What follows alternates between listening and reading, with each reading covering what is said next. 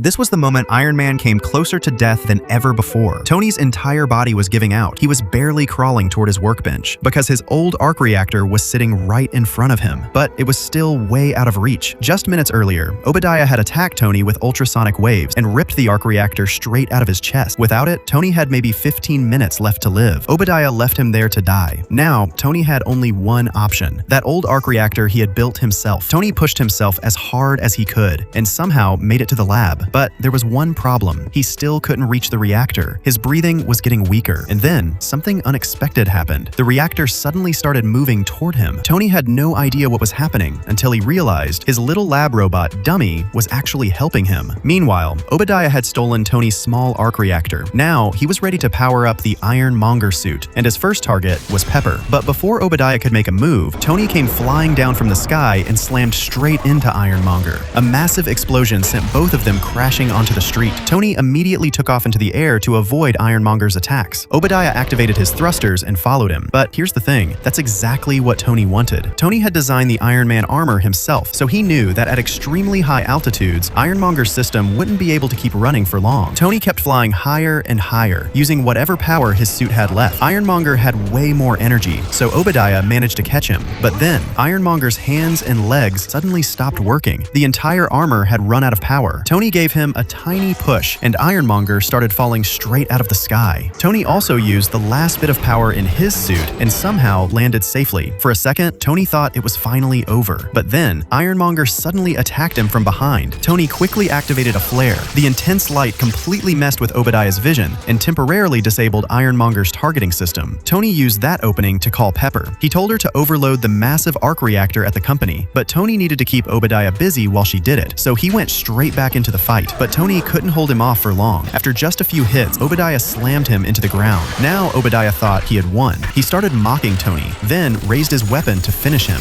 But no matter how many shots he fired, not a single one hit Tony. Pepper had already finished her job. Tony simply said, "Do it." And then the Arc Reactor overloaded. A massive energy blast launched into the air, and ironically, that same explosion ended up saving Tony's life. But Obadiah wasn't so lucky. The insane energy surge tore through his armor, and he fell straight into the Arc Reactor. That was the end of Iron Monger. The next day, the military arranged a press conference for Tony. Their plan was to have Tony blame everything on someone else, but Tony walked up to the microphones and said just one thing: "I am Iron Man."